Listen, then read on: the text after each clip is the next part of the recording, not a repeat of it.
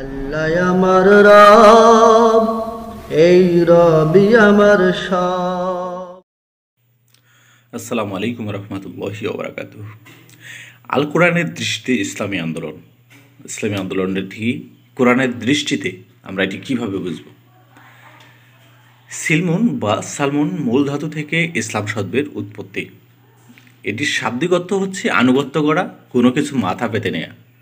পারিভাষিক অর্থ হচ্ছে আল্লাহ প্রদত্ত রাসূল প্রদর্শিত জীবনবিধান পদ্ধতি অনুসরণ করা এবং বিপরীত সমস্ত স্বার্থবাদী অলীক চিন্তা, মত পথ ও স্বেচ্ছাচারী দৃষ্টিভঙ্গি পরিহার করা।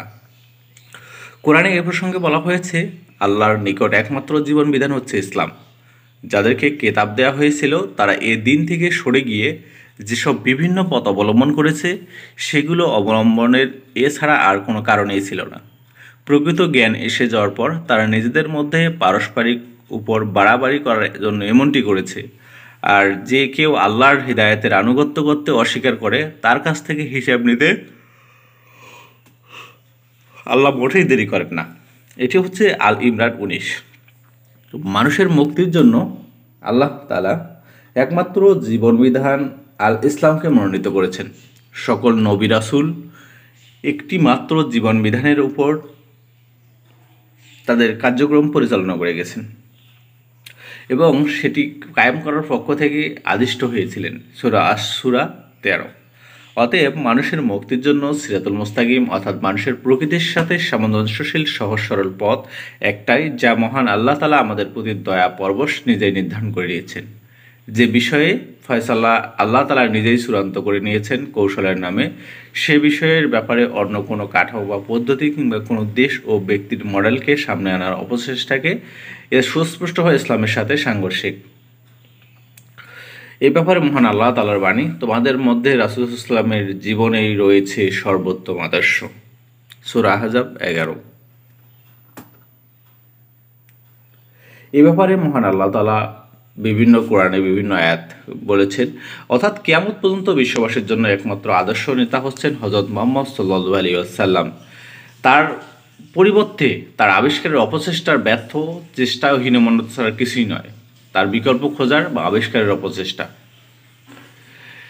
যে কোনো দেশ বা জাতির কাঙ্ক্ষিত মুক্তির লক্ষ্যে যে বা যারাই কোনো উদ্যোগ গ্রহণ করুক না কেন, প্রকৃতি ও স্থায়ী সাফল্যের জন্য তাকে আল্লাহর দেয়া সিরাতুল মুস্তাকিমের পথ অর্থাৎ তার প্রেরিত সর্বশেষ নবী মুহাম্মদ রাসূলুল্লাহ সাল্লাল্লাহু আলাইহি ওয়াসাল্লামের আদর্শ নেতা হিসেবে গ্রহণ মেনে নিয়ে তা করতে হবে। অন্যথায় দুনিয়াতে বটে আখিরাতেও তাদের হতে হবে ব্যর্থ, আশাহত ও বঞ্চিত।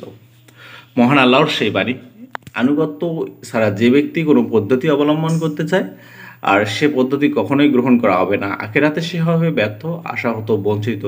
সূরা আল ইমরান।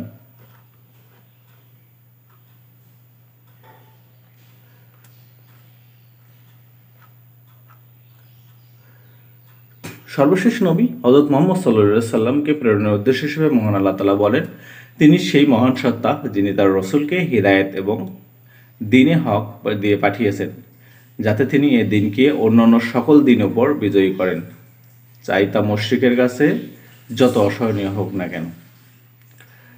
এছাড়া সূরা ফাতিহা 28, তাওবাতে 33 প্রায় একই রকম বক্তব্য রয়েছে।